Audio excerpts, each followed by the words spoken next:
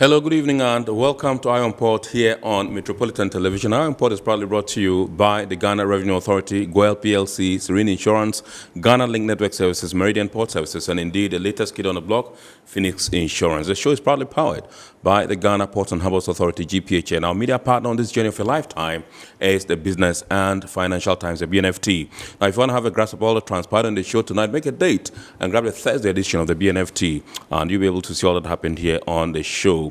Indeed, we shall be getting interactive with you, and all you have to do is send us your messages and comments via our dedicated WhatsApp line, which is 0559-019-177. When the time is ripe, we shall share that with the rest of the world. And also, when I pick signals from the production team, we shall activate the phone lines for you to call in and contribute to the discussion. We are streaming live tonight on our social media pages on Facebook. We are live at Ghana Ports and Harbours Authority. Ghana Ports and Harbours Authority. Still on Facebook, we are live at Port of Tema. And on YouTube, we are streaming live at Eye on Port. My name is Kennedy Mona. We're going for a quick break. When we return, we'll continue the show. Please stay with us. Every now and again, GOIL makes good things happen. This time, GOIL has introduced Super XP Ron 95, a higher grade fuel loaded with additives and yet sold at the same price as normal fuel. GOIL Super XP Ron 95 enhances engine performance like never before. It maintains the engine by keeping it clean from carbon deposits. GOIL Super XP Ron 95 is designed to burn slowly and thus improves fuel economy, making you save money after several kilometers. GOIL Super XP Ron 95 gives you a smooth driving experience, that is, less vibrations. Fill up with GOIL Super XP Ron 95. Now there's no need to pay more for any higher grade fuel. GOIL has that sorted. GOIL, good energy. Electricity, then pay your taxes. Our taxes, our future. Because you see, without our taxes, we wouldn't have good roads, good schools, better hospitals, street lights, and other very important social amenities. When we pay our taxes, we give our children free and quality education. Talga, my money too small. Why should I pay my tax? Look, small. Salifo, it doesn't matter how small or big your business or income is. You still have to pay your taxes. The little taxes from each and every one of us, when put together, could give your community clean water or that deprived school with tables and chairs. Please pay your taxes. It is your responsibility. It is your civic duty. It is the law. Impressive factory. If only I had listened to you, I wouldn't have been in this mess. That devastating fire virtually wiped out the whole factory and my warehouse. Remember my misfortunes last year? Serene Insurance Asset All Risk Fire policy that I took were there to pay for my damaged stocks in the warehouse, and my machines that were affected by the floods have been replaced. My accident vehicle is back on the road thanks to Serene Insurance motor policy. Currently, my goods are on the high seas covered with their marine cargo insurance policy. I was just telling Ajima about Serene Insurance. Oh, Ajima, tell him more. As a road contractor, I make sure I do my contractors all risk insurance for the project and then workers' compensation for all the workers on site. With Serene Insurance, they will make sure they will cover your unknown tomorrow today. Serene Insurance, a new face of insurance. Call us now.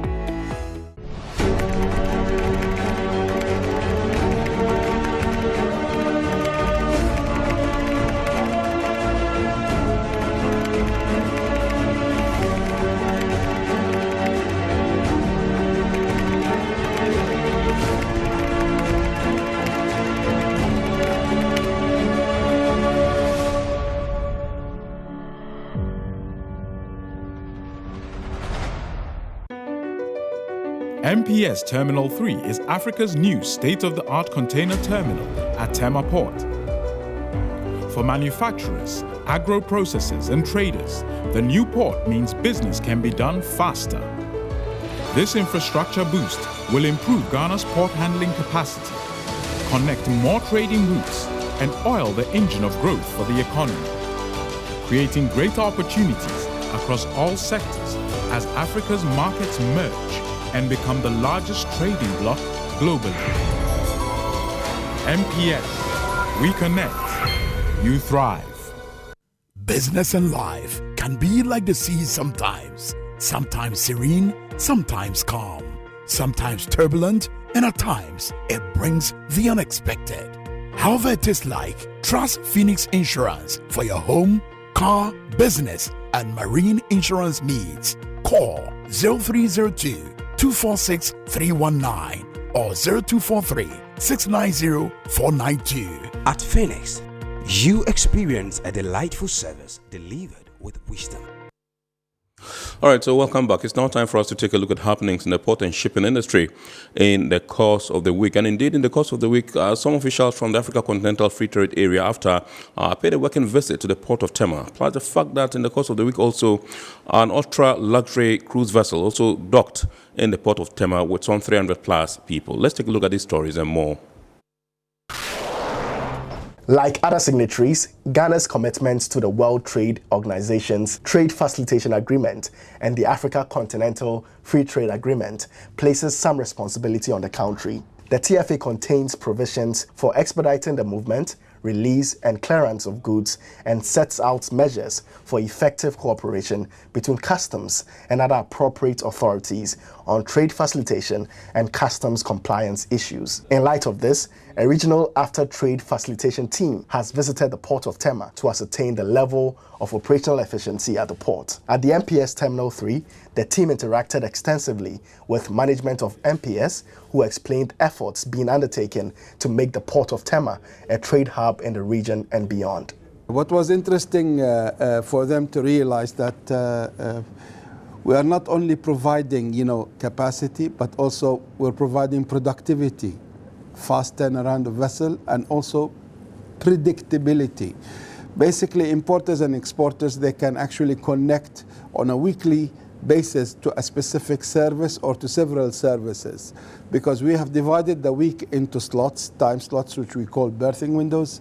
And on those berthing windows, every week, same time, same slot, one shipping line service comes to it. So basically, if you are shipping to the Far East on a specific service that comes on Monday at 8 a.m., every Monday 8 a.m. actually you can count on it. MPS will berth that ship alongside and your cargo will be loaded. Basically, when you talk of trade facilitation, it should be targeted towards what we call automation or digitization. And basically, when you look at the activities here, basically all the activity or operational activity that goes on here is being digitized.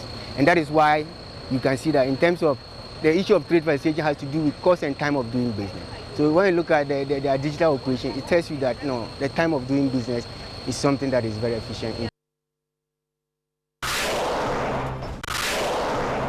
In a related development, the Chief Executive Officer of the Meridian Port Services, Mohammed Samara, has encouraged producers and industries within the African continent to take advantage of the benefits and discounts the free continental trade provides. He said the blossoming port sector in Ghana, for example, provides an enabling environment to support industries in the new era of free trade. Angola all the way to Nouakchott, more or less, we are about 300 to 400 million producers stroke consumer. So this is a huge market. And also if you look at the GDP, of this block, it's 700 to 800 billion, so that's quite a lot. Nigeria alone, as a market, represent 220 consumers, So if we are growing into becoming, 500 million, for example, consumers within this range and a little bit beyond, because the AfCFTA goes into the whole continent. If we target 500 million consumers and they do 2 shirts a year, that's 1 billion shirts, to be consumed in this market on annual basis. So that's a lot of cargo, a lot of industry to be built on for, whether it is food and drug, or whether it's a beverage, whether it's clothing, or even home goods and various consumer goods. So the market is really tremendous, huge, and we encourage a lot of people to take advantage actually of the benefits and the discounts that AfCFTA provide for the industrials that can come and manufacture in West Africa. The CEO of MPS called for more investments that will complement efforts in the port sector to achieve the goals of the AfCFTA. Mohammed Samara also revealed that the Phase 2 of the Terminal 3 expansion project will be launched before end of May. as a matter of fact, hopefully within a week or two, before the end of this month, we will launch the construction of the second phase of MPS port expansion project, and that is a project that will put at least $50 to $60 million worth of investment into the country's infrastructure. And also, we have placed on order additional cranes, that's waterfront capacity as well as yard capacity, to the tune of $75 million. So basically, there is at least $150 million lined up, committed investment, towards the expansion of this port infrastructure.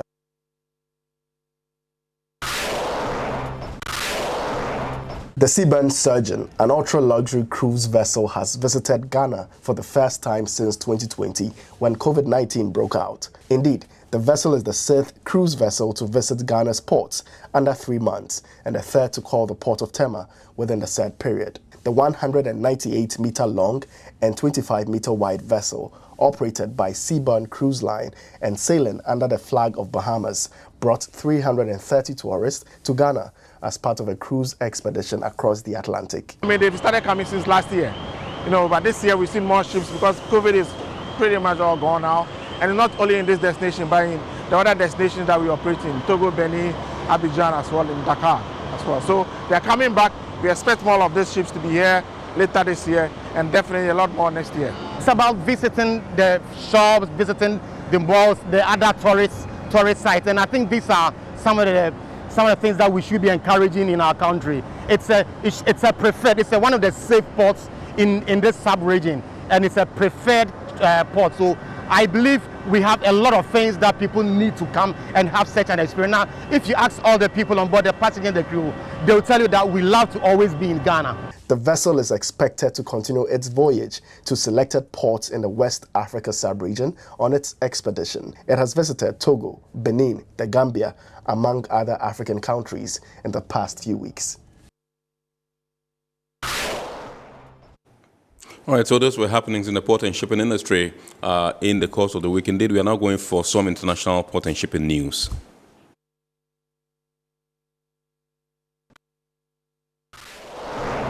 The South Korean government announced a series of new initiatives planned to further support the domestic shipbuilding industry. This is meant to consolidate the leadership position built over the past 2 years as the industry rebounded, while also recognizing the growing competition and need to develop new technologies. According to the South Korean government, it would be expanding its investment to support the development of new technologies while also increasing the foreign worker programs and providing new financial support programs, all designed to expand South Korea's position in the industry. The announcement of the new programs comes as the shipbuilding industry is under pressure as global orders have slowed since late 2022.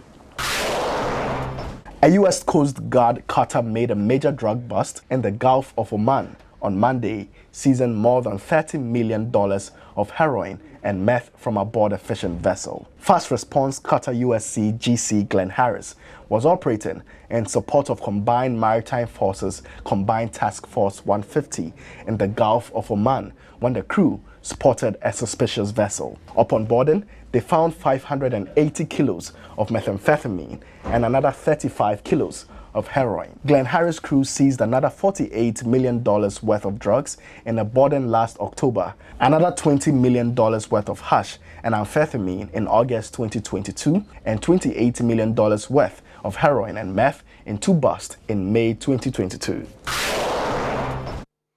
And those were some international port and shipping news. We are now going for the word or phrase of the day. And remember, the word or phrase of the day has been fashioned to bring you up to speed with the terminologies and jargons we use in the shipping industry. Now, today's word is shipbroker. Shipbroker.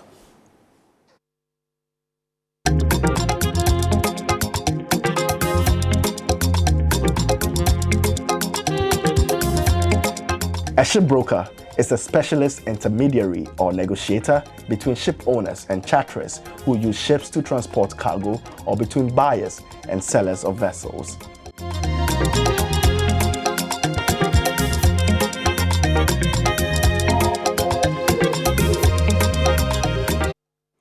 All right, so welcome back. We are now zooming into our discussion proper tonight. And tonight we are taking a look at the impact or the expected impact, so to speak, of the Abidjan-Lagos corridor highway.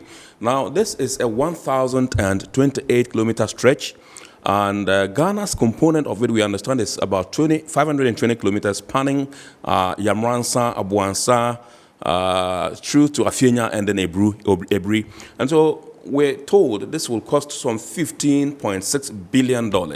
And the funding is coming from the European Union, and this whole project is under the ECOWAS Commission. Tonight, we're taking a look at this particular project and the expected impact on cross-border trade in Africa. And so we couldn't have gotten a better people to help us digest this topic tonight.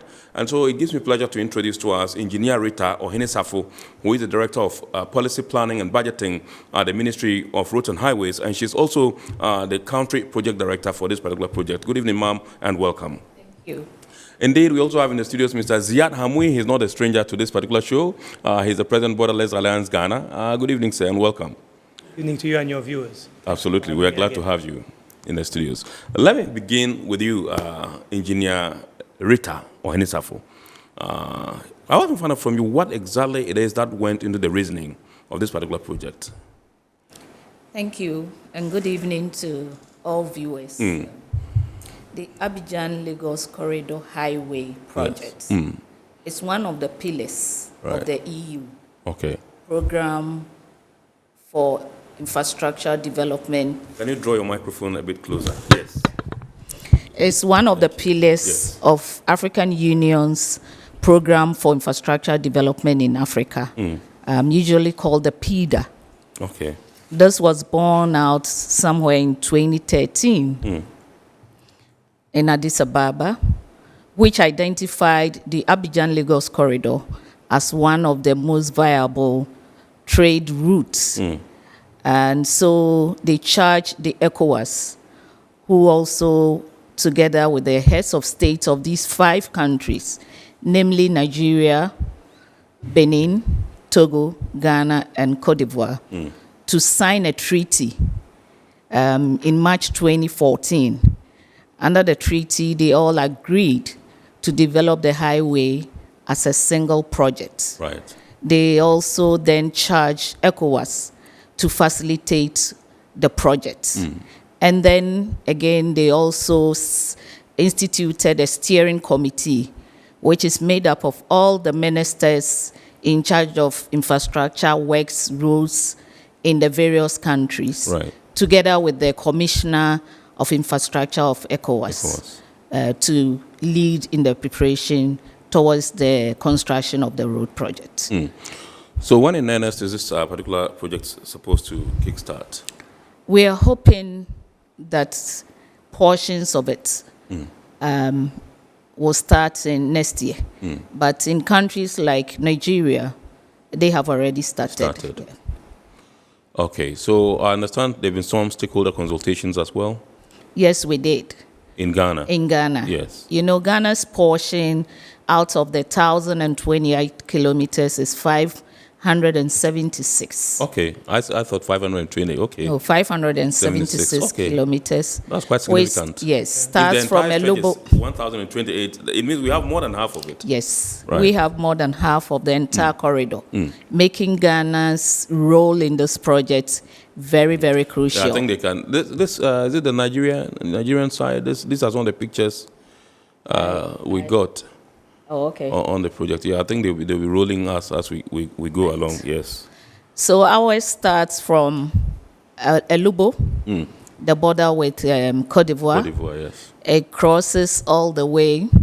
We go through, in fact, a lot of the alignment lies on Virgin, because we do not want to, we did an environmental and social impact assessment. And so there were a lot of criteria used to identify the corridor. When we get to Budumburam, for instance, we are bypassing Accra, going through the Akuapem Hills, where we are hoping that we will construct almost a 3-kilometer tunnel. Yes. And then that will then lead us to join the existing N1 not on the existing one, but by it around Mwichu. And then we'll continue, bypass a few settlements, and then we will end up at Akanu.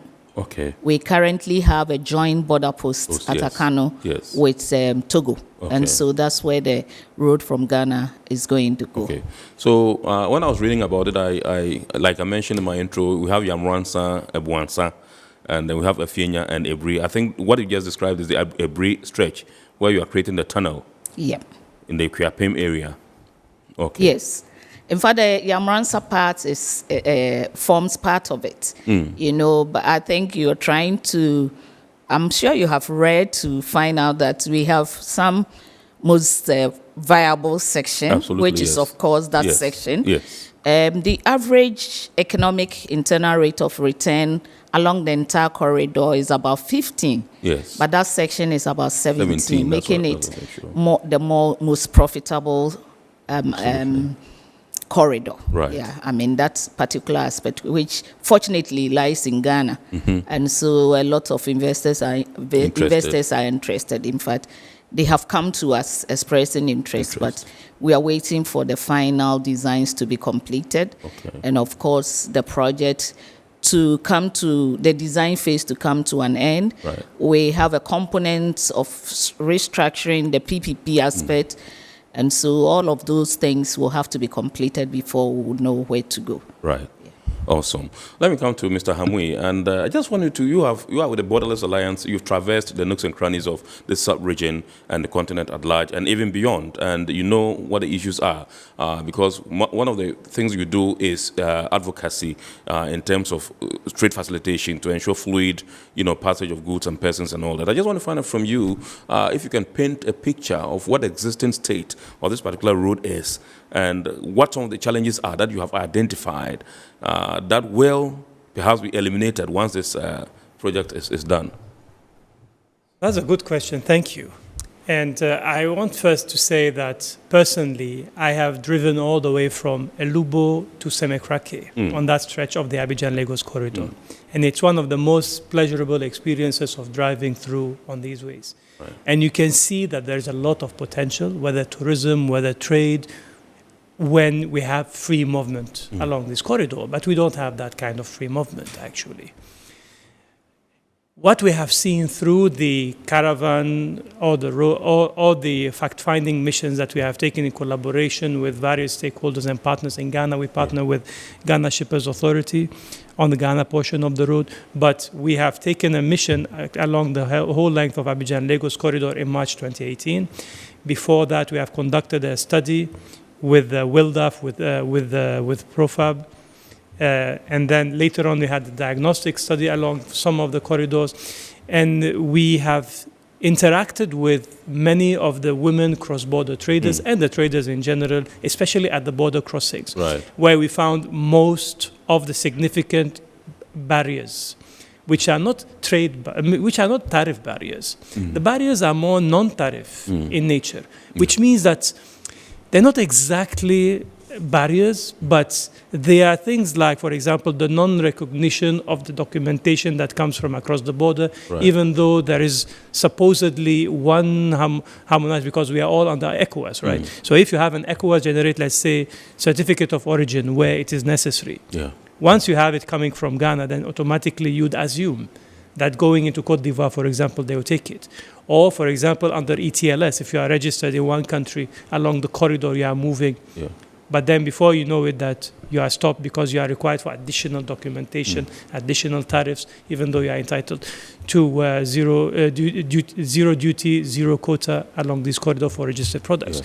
And so there are frustrations from the trade communities, but also there are frustrations from the ordinary passengers and the movers across these corridors.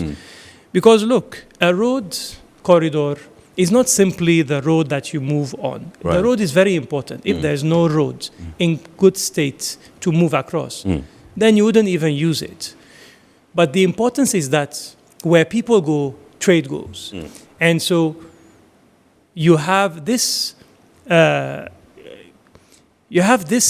element of the fluidity of the movement, which is non-existent, and then you have the difficulty of moving across borders. Right. And so when people are find difficulties in moving along the corridor, it makes their movement difficult. It makes trade minimal. Yes. Now, there's one very particular element that I want to tell you, a particularity actually about the Abidjan-Lagos corridor, about its economic nature.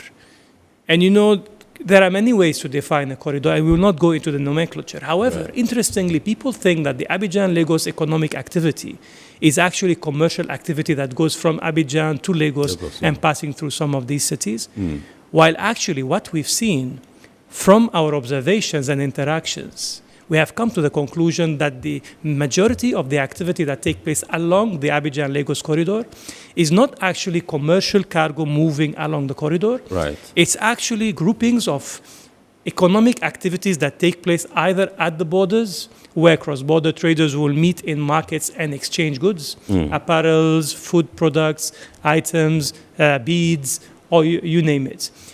And the accumulation and aggregation of all of these activities make up the economic activity that takes place along the Abidjan-Lagos corridor.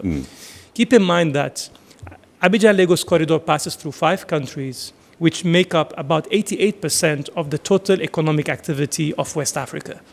Now, I'm not saying that the entirety of each of these countries' economies go through the corridor, obviously, but it makes up a significant section of the entire sub-region. And so this is how you gauge the economic viability of this particular corridor, because it unlocks the potential of trading among this significant group within the ECOWAS. And that is why it is very crucial to have a good infrastructure that connects the main coastal cities across West Africa to ensure fluidity of movement of cargo, but also the fluidity of the movement of people who trade. Awesome. I just want to find out from you, you listed some of the challenges that we have along that route. If you look at it and look at the completion of this particular project, do you think that we can eliminate some of these challenges? So I think it will help significantly. However, it will have to be complemented by a focus on the soft infrastructure. If we focus on the hard infrastructure alone, that is the roads, the amenities along these roads, I'm sure engineer will tell us more about that. They have thought, for example, of pit stops, resting areas, safety of the roads, security of the roads, and things like that. So that is very helpful. However, if you don't look at the soft infrastructure aspects, that is, for example, the trade facilitation at the borders, the availability of the services from the border agencies, the mutual recognition of the trade documentation across the countries, and then a clarification or simplification of the trade procedures at these borders, then you might have the best of highways, but then you get choked at the border crossings, as you know. And then, of course, we have this major issue which used to plague us, which I think there's a potential of eliminating this problem, which is the fact that across most of West Africa, not just across the Abidjan-Lagos, you see that roads pass through major towns and cities across the roads. And so a road crosses through a village, and people cross on that road. And that's a safety hazard.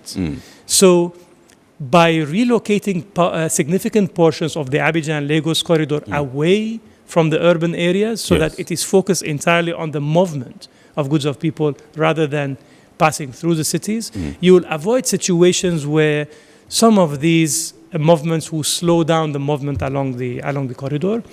And then it will also eliminate this gray area between trade and security. And I'll explain. You have this multiplicity of checkpoints in Ghana, let's say, for example.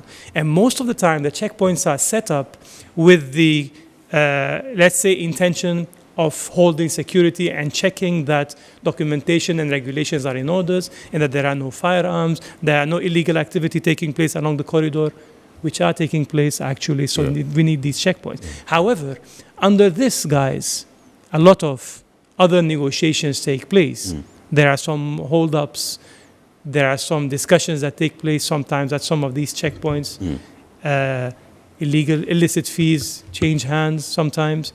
And some of these, and I'm saying gray area because you can't trade without having security, but at the same time, you can't have security without the trade aspects. Absolutely, yes. So when you relocate the movement of goods and people away from the urban areas, you can sort of minimize the risk of some of the activities of the security hazards that take place along these corridors. Right. And I think this is one of also of the potential benefits for the Abidjan-Lagos corridor. Right.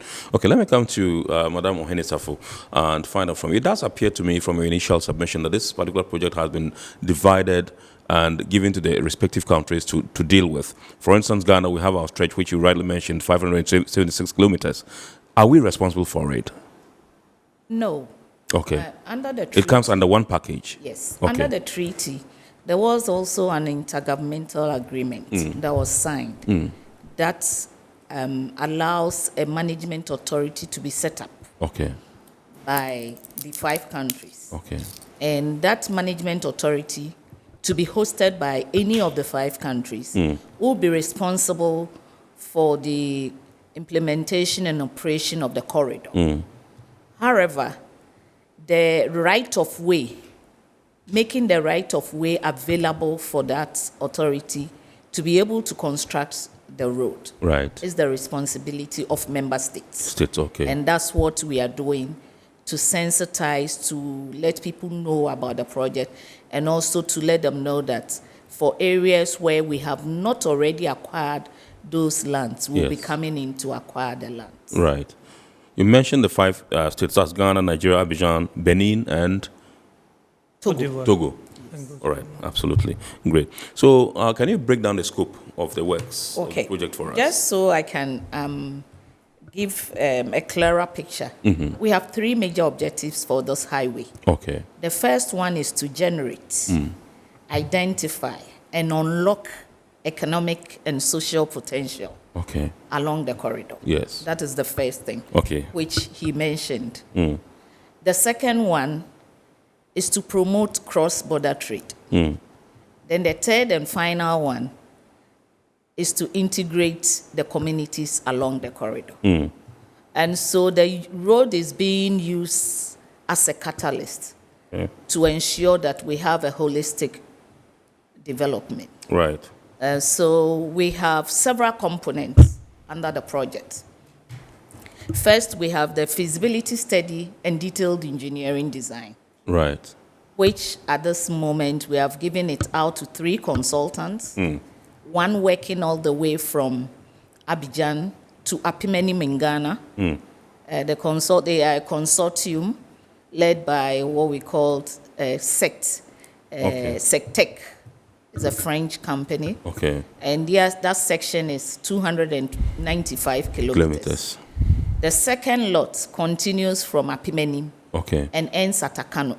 That's the entire Ghana, and that is 466 kilometers. And that is also being done by a consortium of consultants led by Pearl Consultants. The third one, which is a 320-kilometer stretch, starts from Nuepe, that's the Kano border, all the way to Lagos. And that is done by also a set of a consortium led by a consultant called Set Tunis. So under that, they are supposed to design the road, come out with the documents for bidding purposes, and which we have worked on since 2018. But COVID slowed us down, but fortunately, we should be finishing with the detailed design itself by end of September, and hopefully by the end of the year, we'll be done with the other aspects that calls for the tender and others. We also have a road safety component. And what that road safety component is doing is that, we are 5 countries. Each country has its own standards of design. And so we had to harmonize that standard because we are having one road. This is not a road that is Nigeria, a road for Togo, a road for, it's one road. So we had to come out with one standard for the design of the road. So once we got into the standards and finalized harmonizing it, the road safety consultant audited that standards. Right. To make sure that when we use that standards, it's going to give us a seamless road project. Once the consultants design the preliminary designs, the safety consultant takes the designs and audit it. Right. And then when they submit the draft final, also the road safety consultant, which is COE, consult from Denmark. Absolutely. Will review it before we finalize the design to ensure that the safety aspect is taken care of. We also have the special initiative, development initiative, which is the aspect of it which is looking out to unlock the potentials in terms of agriculture, fishing, tourism, mining, and a whole lot along the corridor in the country. When they finish, they will prioritize this. And that is part of the project. Okay. And that feeds into the first objective of identifying, generating, and unlocking that economic and social potential, not just so that the essence of this project is to become beneficiary for the development of Africa. Right. This road is actually it's called the number 7 highway, African highway, which will connect the road from Kenya. It will connect to the Kenya road, which is the number 8. Okay. So this is African Union's decision or objective of making Africa one continent that we can trade among ourselves and even have trade surplus. So it fits into the AfCFTA and all other things. Absolutely. We also have the trade and transit facilitation, and I'm happy he does that. Yes. And that is looking to have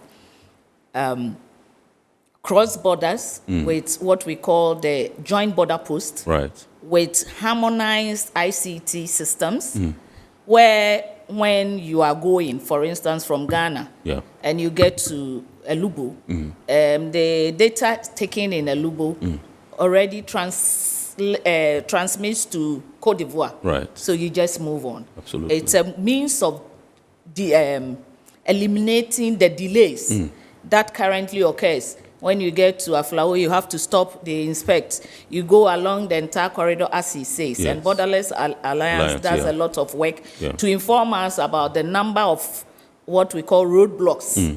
So we can speak to also the security agencies for them to, where the need has to, there's a need for them to alert the people to stop the blockage. Right. But this one will not have that kind of blockage. It will have a seamless flow with a connected ICT of immigration, of customs, and that is also an aspect of the project. We also have a component that would restructure, look at structuring this project into PPP. Right. The areas, as I said, that investors have already expressed interest on our section, which is 70% EIRR. And so that is also there. Then we have what we call the communication and visibility. That will look into how the whole continent or the whole community member states will look and accept and also know about this. And it will run throughout the entire project. The kind of signage and all forms of information that needs to be carried out. Right. And I think it was through the visibility consultant that I sit here today as one of the projects. And then finally, we look at the financial audit of the project. Okay. But let me also say that you said it will cost $15.6 billion at this stage. Yes. What the steering committee has been able to do is through ECOWAS, African Development Bank, EU, and each member state. We've been able to raise an amount of $22.7 million US, which we are using to do all these studies, including the consultants. ECOWAS have created a secretariat of experts who are handling these issues. Okay. So this is for the design stage and all the studies that are associated with it, not for the works. Okay. So it's the works that will cost the 15.6 billion? We are yet to. Once you haven't finished with the design, you will not be able to come out with the cost. Okay. We'll definitely tell you how much it will cost. Okay. Because once we get there. All right. Absolutely. So are they all going to start at the same time? Or, I mean, some would start and others may come later. And are you looking at a fixed time where you expect that it should be complete? This is a decision that we are going to propose to the steering committee for them to. But that is our expectation. Okay. That if we can have it, maybe not start at the same time, because some may be more complex than others. But if we can give ourselves a target of 4 years to complete the entire section, I think that would be something that we will propose to the steering committee. Right. To consider. Okay. Can I come in, Kennedy? Please, yes. On 2 points. Madame mentioned 2 topics that are very dear to my heart. I'm passionate about African connectivity, as you know. And Abidjan-Lagos corridor, as you might be aware from what Madame is going, is not just a standalone corridor. It is indeed marked out as a high priority corridor for several authorities. The European Union have them on their Gateway project. PIDA, AUDA-NEPAD have them as part of PIDA. Right. And the Abidjan-Lagos actually extends even within West Africa, on the western coast of it all the way to Dakar. And then there's an ambitious plan to convert it into a multimodal corridor to connect it to Praia in Cabo Verde, which means that it becomes a multimodal corridor. Yes. So there are ongoing discussions of how to feed this into the, but of course the backbone would be the Abidjan-Lagos corridor. Right. And then you feed the rest of the region into it in order to make sure that we are connecting Africa to itself. Absolutely. And the AfCFTA Secretariat also has marked out Abidjan-Lagos corridor as a priority corridor, apart from the fact that the Secretariat itself is sited in Accra. But because the amount of economic activity that takes place, then it makes a lot of sense to boost intra-African trade by boosting this African connectivity. Right. And the second point is the harmonization discussion. And why I think harmonization is important, because I think it's important to, by design, look at aspects such as, for example, the axle weight verification along this corridor. Right. You know that we have had several attempts, first of all, to harmonize the various regulations. Yes. We have had the new Supplementary Act, which was agreed recently, which adds up to the old Supplementary Act of 2012, which was somehow ambiguous to Article 14 of UEMWA, and then they harmonized it, but now they have fed into it. So, but still, the implementation on axle weights across West Africa has not been harmonious and has not been consistent. Right. There has been many false starts, as you know, Absolutely. where some countries will start, Others and then will others will say either because the fasting is starting, or because we are not ready, or because our neighbor is not ready, and we start. And we are currently at a situation where we are yet to determine when are we going to start with the full and harmonized implementation of axle weight, because of the importance of regulating the weight on our roads and preventing the destruction of the construction efforts on some of these these roads. Yes. So Abidjan-Lagos alone will cost us an estimated amount of 15 billion. You really want that 15 billion to last you for the next 20, 30 years. You don't want to look at it in 5 years' time and scratch your head and say, what are we going to do now? Where is the money going to come from? Right? And then lastly, the axle weight also gives way to the discussion about the standardized, simplified trade regime. Right. Because we know that in West Africa, let's say we know that in Ghana, we have something called the head loads. Right. So if you have an amount of goods under a certain amount, you can cross. But that head load procedure varies from one country to the other. And there is no one simplified trade procedure that is employed across the whole of ECOWAS. Right. And I think it's about time, when we are talking about these ambitious and projects with impact, to look at how to design in advance and implement and enforce a simplified trade procedures that allows not only the large and multinationals to cross the borders with ease, but also the smaller, the micro SMEs, and then the women cross-border traders to also take benefit from these infrastructures and to enhance their businesses and to build a vibrant community at the borders, because borders are very important. Absolutely. Absolutely. All right, so I just wanted to find out from you, I don't know whether I'm running ahead of myself, but I just wanted to find out which industries or sectors are likely to enjoy this particular route the most, to benefit from it the most when it is done. Well, do you have any in mind? I think that the same cargoes that currently move along the corridors, which mind you, as we are speaking, there is no particular value chain that has an opportunity to all of a sudden pop up and start trading across the border because we have better roads. And like we said, traders come from as far as the landlocked countries in order to trade along the Abidjan corridor.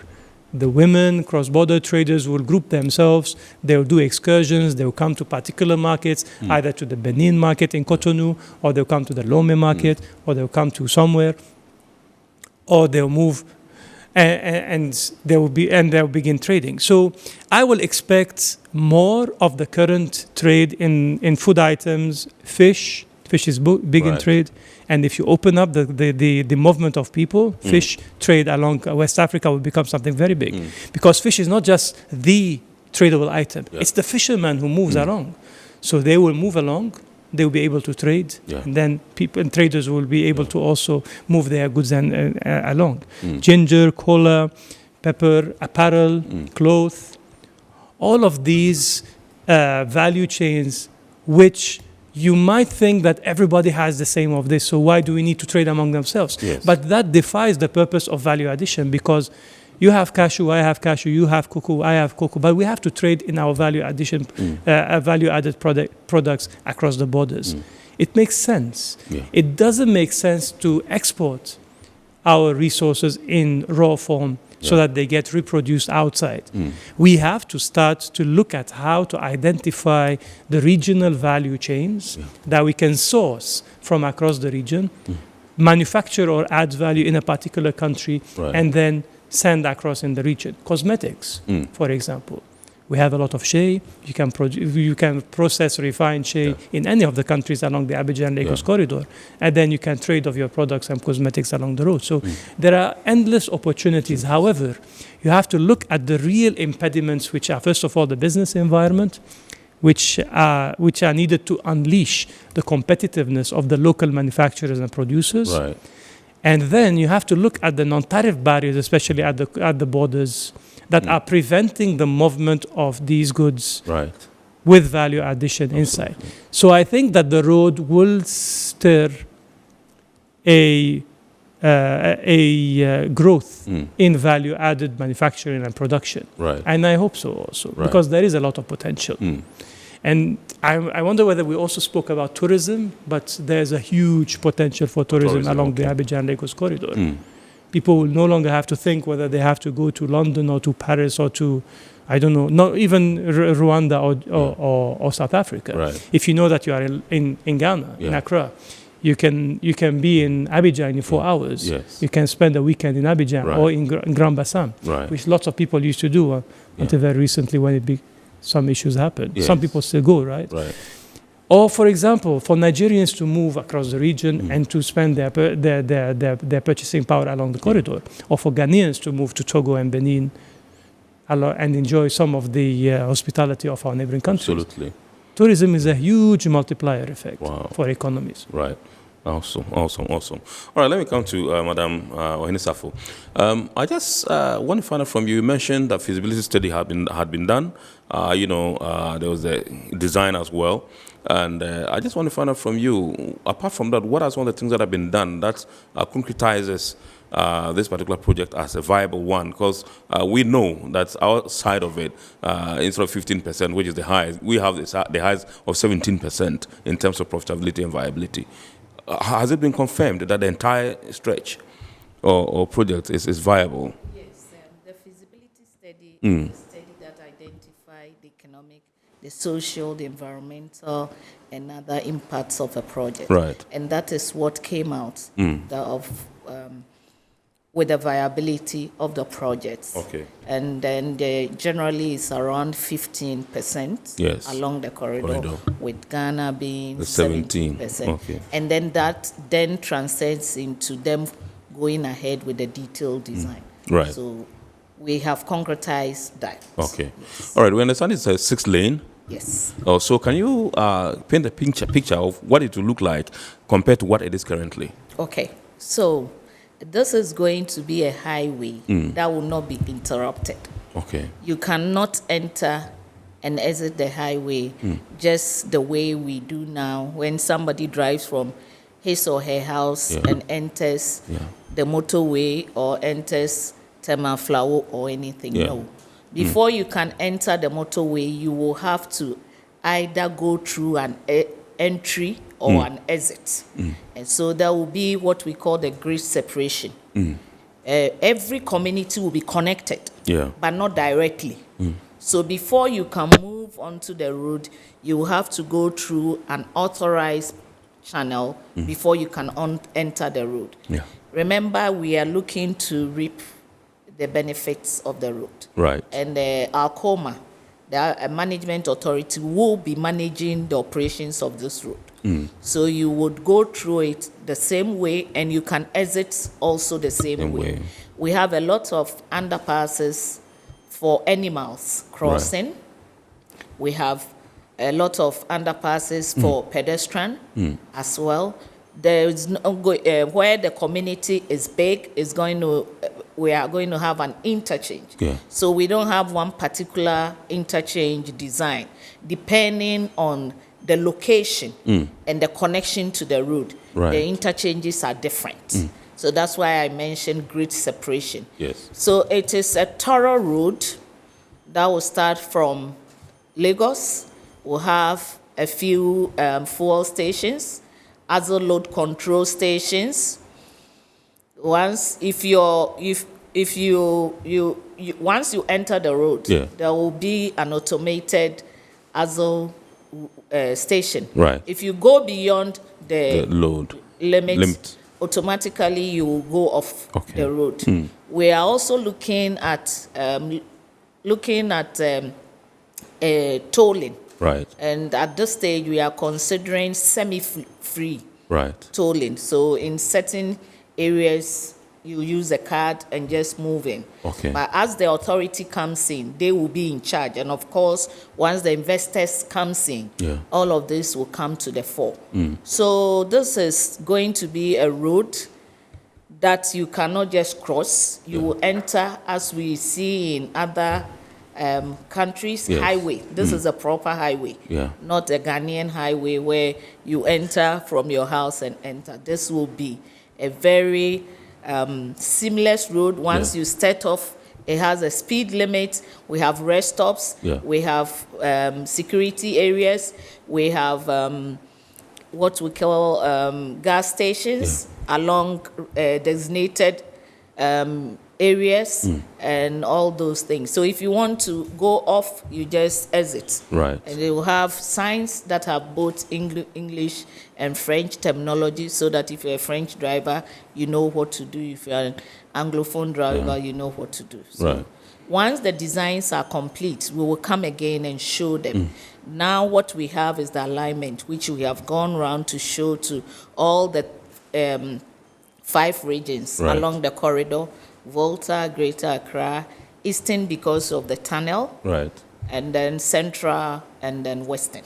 So once the design is complete, it's a 6-lane dual carriageway, uninterrupted flow. Absolutely. That's and awesome. And then to add to what Zaid says, we used to have problems with the ASL load control. The UMOA had their Regulation 14. And ECOWAS had a supplementary act. Fortunately, UMOA and ECOWAS have merged. And we are now waiting for a few more countries to sign on to this. Once they sign on, a date will be set for us to now be able to implement. Because we had 2 acts that impeded the implementation of the ASL. But now when things, the other countries are set, the final one was done quite recently. once all the countries append their signatory to it, we are going to have an extensive asset load control. And we have already started communication with the Ghana Ports and Harbours Authority. And they are all in with us that we will control asset load, especially for trucks who have added on extra axles. I mean, those would all be stopped. Because once the law comes into being, and they are the trucks that really destroys our road. So we are hoping that once the date is set, that will be for both ECOWAS and all our Francophone countries. I'm even happy to say that someone from the UEMOA Secretariat is joining us for our meeting tomorrow. To look into it as part of our preparations of getting everything together. So this project has really brought the countries, not just the 5 countries, but even the countries in the hinterland. Because they are also going to benefit from the trade facilitation aspect and the economic aspect. And so we are working together with our colleagues. Now, as you go about your engagements and meetings with the heads of state and governments and all that, as far as this project is concerned, you gauge their demeanor. You get what's the level of enthusiasm and commitment from these governments to see to the realization or fruition of this particular project? I must say it's been very, very supportive. This agreement was signed in 2014, and I think you can tell that in Ghana, we didn't have the current government in power then. But our current minister has been one person who has never missed the meetings. The chair of the steering committee happens to be the Minister for Works and Housing in Nigeria. And we are happy to say that he started this and has been in it and has been very, very influential and committed. He has led together with his team in raising all the funds. Honorable Fashola has also never missed a meeting. And no matter what the countries are, irrespective of whether the minister is removed or the minister leaves, any minister who comes in, joins in, and embraces the project. And it's been one project that has been very, very successful. I think that we must say kudos to the chairman who has really, really led his team to move this project. Awesome. Let me come to Mr. Hamui and find out from you, what does this mean for intermodalism? We're talking about intermodal transport. We have rail, we have maritime, that's the sea, we have the air, that's aviation. And now this is a huge road infrastructure project that's coming to complement our quest to allow for the movement of goods and services and trade across the borders. What does this mean for intermodalism? 2 things. The first one is that it will help the port range. And I call it port range because I'm talking about the Abidjan, Tema, Lomé, Cotonou, and Lagos ports in that range. It will make it will force them to automatically start to compete, but to also to collaborate, something called co-opetition. Once they are well connected among themselves, all of the ports will straighten up to the fact that cargo can land anywhere along this range and can go to anywhere else along this range. And this is healthy competition for everybody because it will put the pressures that are required in order to reconsider the tariffs and the charges in the particular countries in order to maintain the competitiveness of these services against each other. Now, I don't want to enter into our own internal discussion on these matters. I've been hearing some issues in Ghana, but when you have now the alternative of moving away from one port to the other, it might come to the advantage of some countries. And so you are automatically forced to reconsider your decisions and to think carefully about how to price your services. So marketing aspects is important. But then my other point is that even though we are developing extensively the Abidjan-Lagos road corridor, I still believe that not all corridor has to go by road across West Africa or Africa. And we still have to complement or to supplement our focus on building good road infrastructure by looking at the framework of our connectivity as ports, especially at the coastal areas. And you'll find out that there has been attempts to build regional shipping organizations, West African based, they are yet to take off. There has been some initiative a while ago that failed. We had a few local shipping companies, African companies, that did not take off well. Right. So, but at the same time, we ourselves, or let's say our policymakers, have not been looking holistically at how to promote African short sea shipping or cabotage. Right. And you look across Africa, not just West Africa, and you find out that we lack a clear, common African short sea shipping framework. Right. And we have to work on this one in two ways. The first one is to muster the political will to connect our ports among themselves and to push the priority of African short sea shipping to the top, right? Because it has to be led by the politicians and the policymakers if it was to take off. Yes. And the second is to go down to the national level and to look at the policy makers on a national level and to create these slots at the various ports that allows these ports to connect among themselves. Now, you notice that this answer does not directly relate to the fact that we need a functional road infrastructure. Right. But if you don't have the alternatives in place, then you will be overusing some of the modes of transportation, and then you'll be underusing others. Right. This will lead to more wear and tear in areas, and then to wasted opportunities in others. I think we need to develop our ports, as well as we need to develop our roads. Yes. But eventually they will complement each other, because not everything has to move by roads. Right. And remember, passengers don't move with ports. You will still need the roads for the free movement of people, which is one of the fundamental axioms and principles of the economic community of West African states. So goods should move, but people should move also. Right. Beautiful. This is Iron Port here on Metropolitan Television, and tonight we are taking a look at the expected impact of the Abidjan-Lagos Corridor Highway project, which is being worked on, and we've given you some of the details about this particular project, which is 1,028 kilometer stretch. Ghana has about 576 kilometers of that road, and a host of other information that you require. And so that's what we are dealing with tonight. With me in the studios is Engineer Rita Ohinisafu, who is the Director for Policy Planning and Budgeting at the Ministry for Roads and Highways. She's also the Country Project Director for this particular project, and indeed Mr. Ziad Hamwi, who is the President of Borderless Alliance Ghana. We're going for a quick break. When we return, we'll continue the show. Please do stay with us. Every now and again, GOIL makes good things happen. This time, GOIL has introduced Super XP Ron 95, a higher grade fuel loaded with additives and yet sold at the same price as normal fuel. GOIL Super XP Ron 95 enhances engine performance like never before. It maintains the engine by keeping it clean from carbon deposits. GOIL Super XP Ron 95 is designed to burn slowly and thus improves fuel economy, making you save money after several kilometers. GOIL Super XP Ron 95 gives you a smooth driving experience, that is, less vibrations. Fill up with GOIL Super XP Ron 95. Now there's no need to pay more for any higher grade fuel. GOIL has that sorted. GOIL, good energy. Electricity, then pay your taxes. Our taxes, our future. Because you see, without our taxes, we wouldn't have good roads, good schools, better hospitals, street lights, and other very important social amenities. When we pay our taxes, we give our children free and quality education. Talga, my money too small. Why should I pay my tax? Look, small.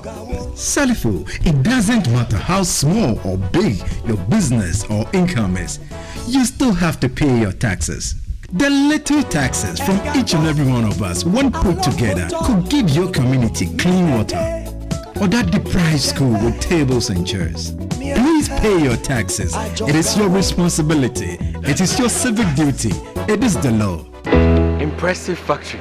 If only I had listened to you, I wouldn't have been in this mess. That devastating fire virtually wiped out the whole factory and my warehouse. Remember my misfortunes last year? Serene Insurance Asset All Risk Fire policy that I took were there to pay for my damaged stocks in the warehouse, and my machines that were affected by the floods have been replaced. My accident vehicle is back on the road thanks to Serene Insurance motor policy. Currently, my goods are on the high seas, covered with their marine cargo insurance policy. I was just telling Ajima about Serene Insurance. Oh, Ajima, tell him more. As a road contractor, I make sure I do my contractors all risk insurance for the projects, and then workers' compensation for all the workers on site. With Serene Insurance, they will make sure they will cover your unknown tomorrow today. Serene Insurance, a new face of insurance. Call us now.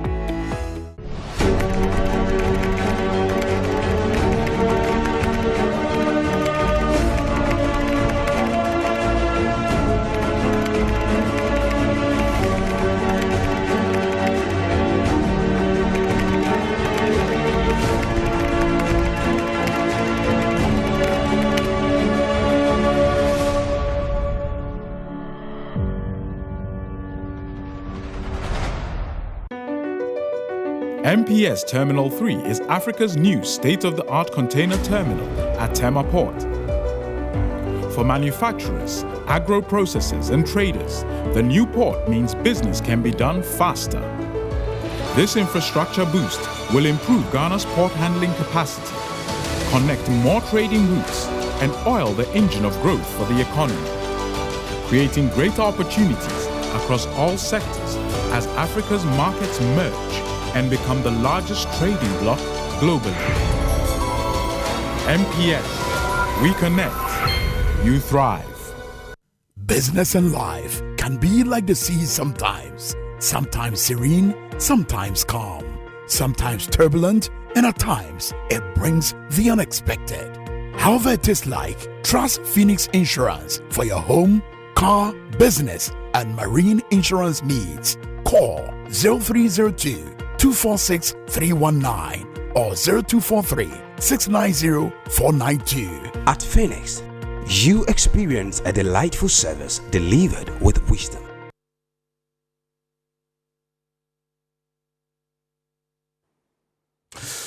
Hello and welcome back. This is Iron Port here on Metropolitan Television, and tonight we're discussing the expected impact of the Abidjan-Lagos corridor highway, which is being worked on by some 5 countries within our sub-region. We have Ghana, we have Benin, we have Abidjan, we have Togo, and indeed Nigeria.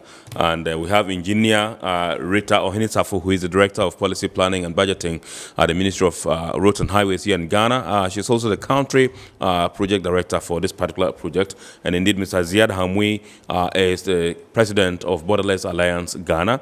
He's also in the studios, and the two personalities we're having a discussion with tonight. I've been told by the production team that we can activate the phone lines for you to call in and contribute to the discussion. Now, the number to dial is on your screen, 020-552-8353. 020-552-8353. You can call in and contribute to the discussion. Pretty shortly, I shall also be going into the mailbox to bring some of the messages that you've sent in so that we can seek and elicit some responses from you.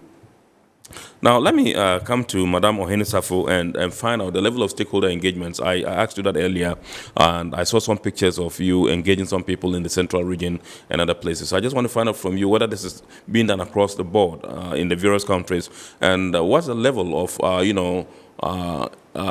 don't know, enthusiasm by residents or locals of these areas, because once these projects kickstart, it's going to inject some level of economic activity within the area. I mean, have you gauged that level of enthusiasm from indigents, and what's the level of stakeholder engagements you've carried out so far? Are there some to come still?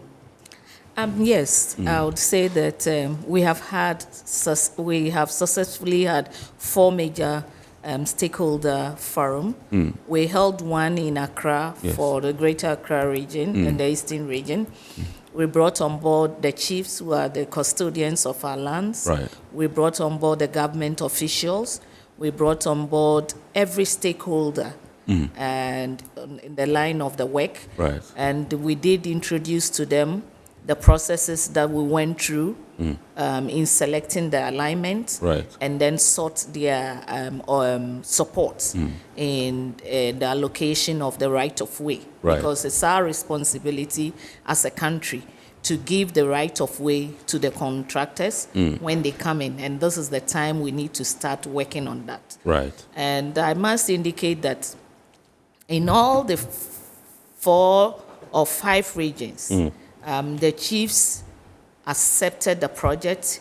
They were very happy, especially when we introduced the objectives of the project to them and the expected outcome of the project. In fact, they were happy to realize that it was not just a road, but then it's a developmental project, a project that will bring on board other economic, social development, and also improve trade and facilitation. So the chiefs gave us all the support that they need.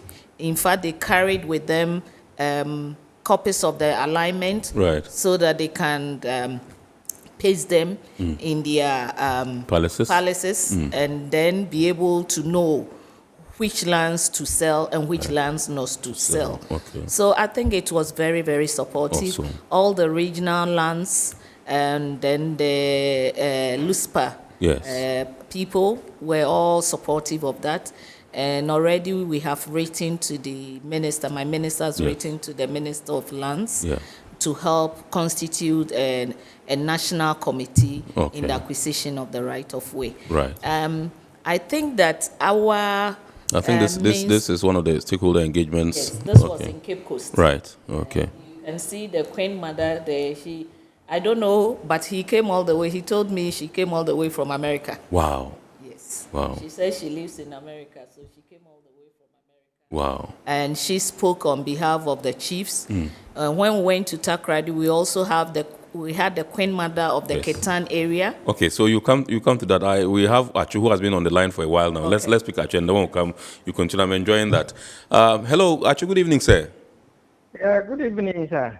Grateful to have you. Please flow. I came to join the program. Yes. And I like what you are discussing. I live in Juja, which is along the corridor. Okay. But what we see here is a bit different from what our engineer is saying. That at the Ghana part of the corridor, the road passes through Juja town. Because initially we heard that the road was going to pass through the outskirts of the town. Okay. But the road passes through Juja. And the road was constructed recently, but it's currently in a bad state. Part has developed potholes and has not been fixed. From Juja Township to Akanu border, no street lights on the road.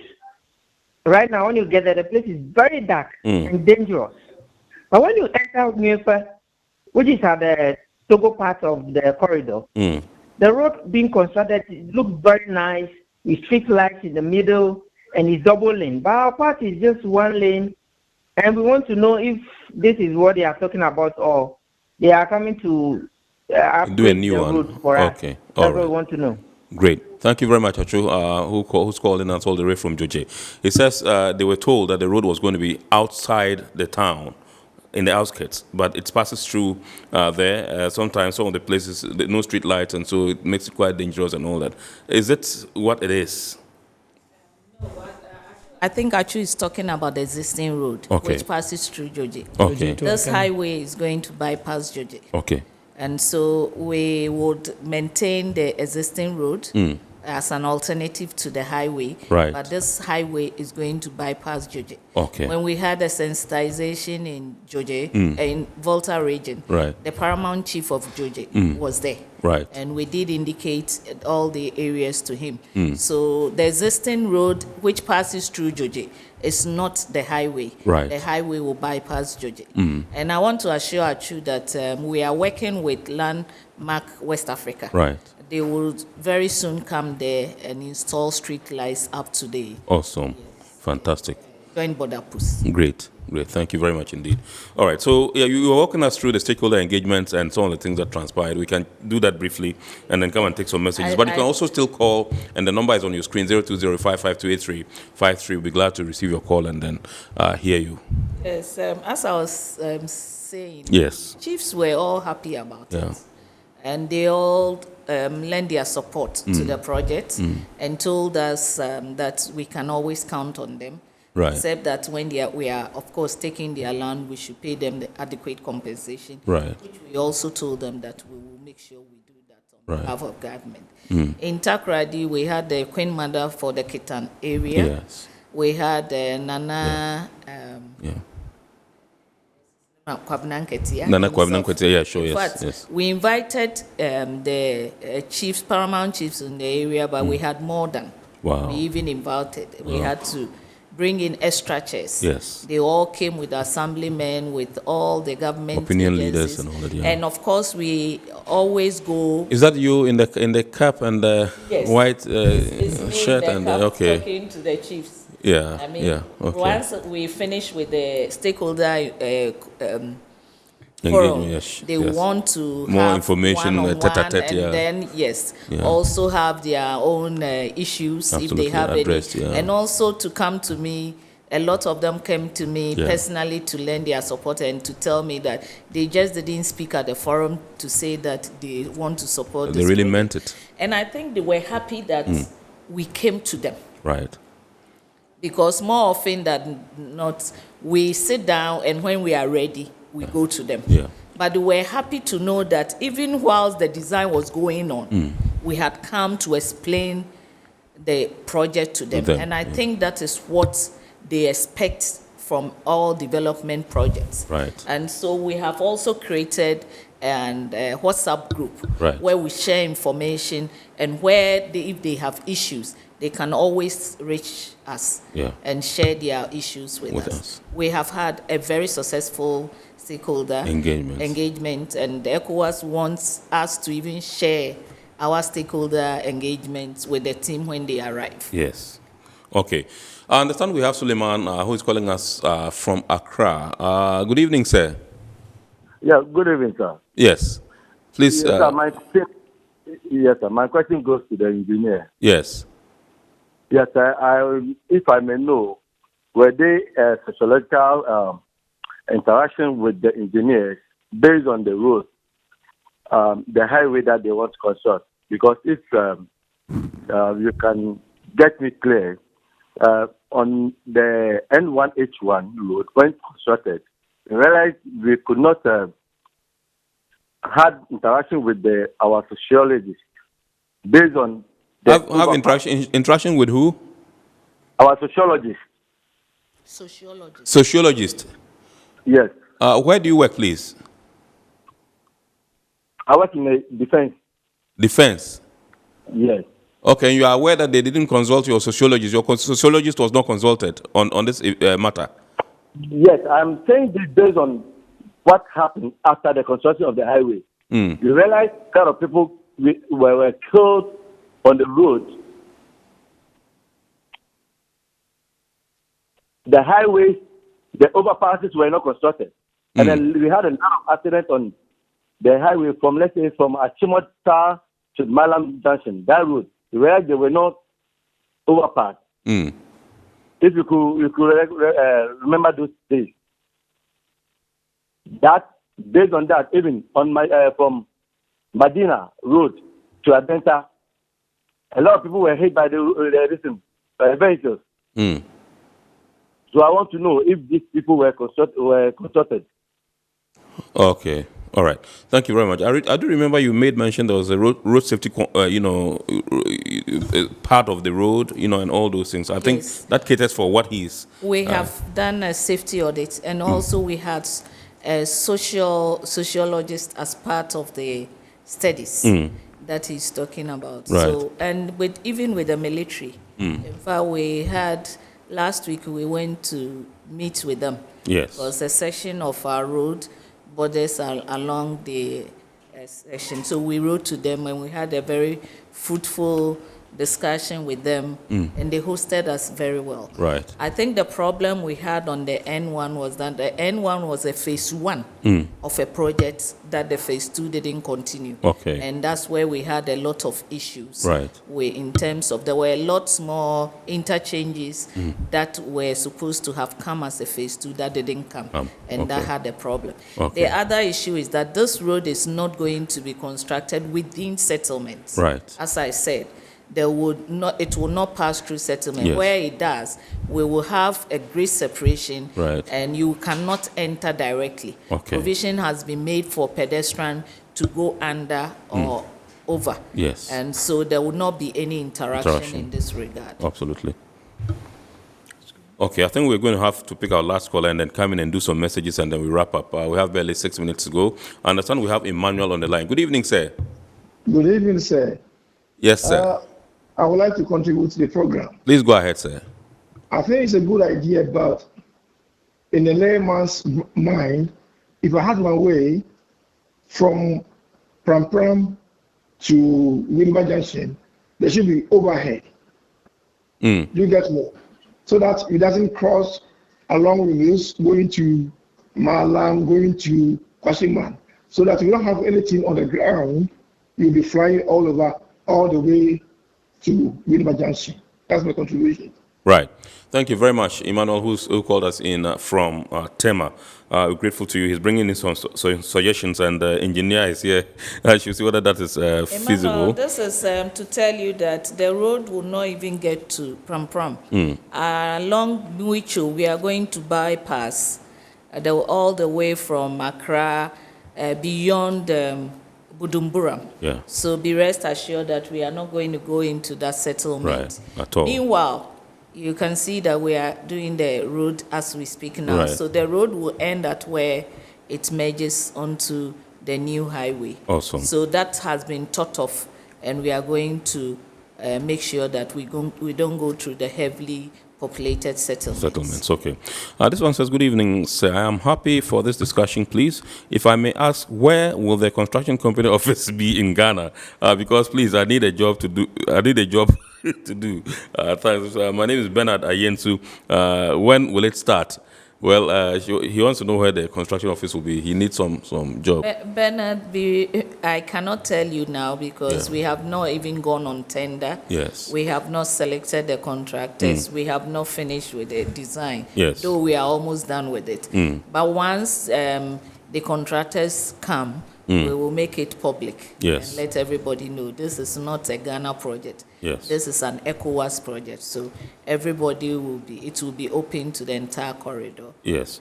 To be advertised, and he will get to know. Okay. I think Achu has called us. He sent this message, so we are not going to take it. I think his concerns have been addressed. I won't take that message. This one says, it's all over the news that it will cost 15 billion, as the host said. Why is it so? When you stated now that it can not be determined until after the design is completed. This one is from Perry in Aplao.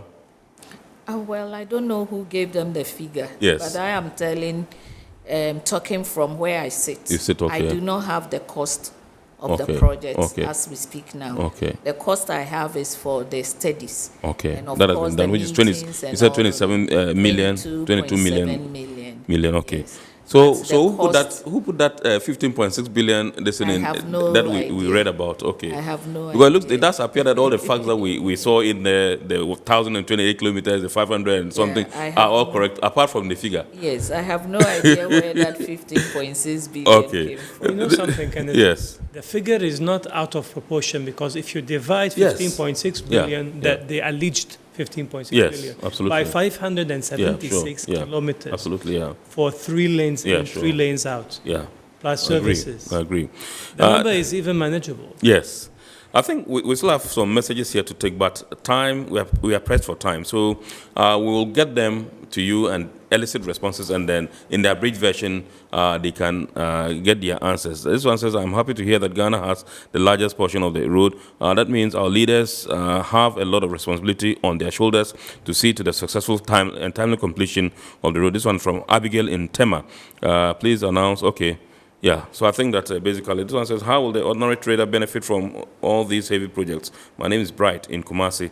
Okay, I think that we'll get some responses for you, but I'll just give you some 1 minute because we have barely 2 minutes to wrap up, to just wrap up. I want to thank you for this opportunity and to tell the nation that this is a project that is very viable, that will benefit us and our children and children to come. And we need everybody to come on board to support us. Awesome. We all will have to play a role to make sure that this project becomes a reality. And we will be as transparent as we have been. And once we get to know the cost of the project, I'll put it up through my minister, and of course we'll also let them know when the contractors come on board. Right. So we want to thank them all very much for their support so far. All right.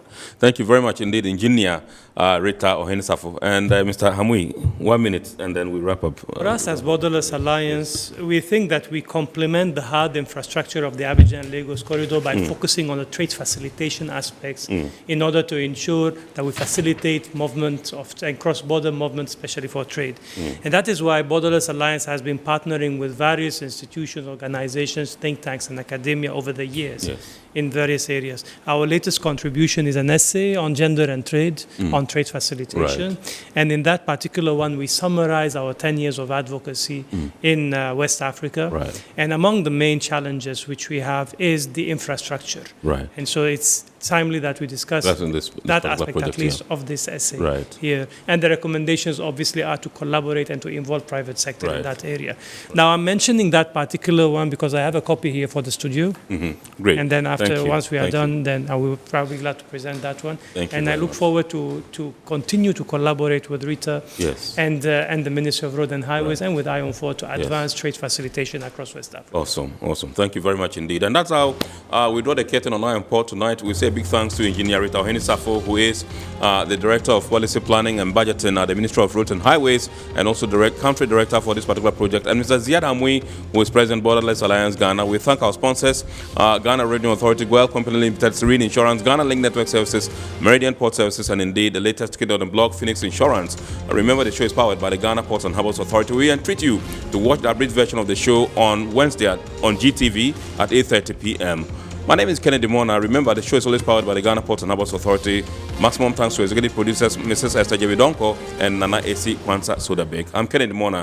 Wish you a super week ahead and enjoy the rest of our programs. Good evening.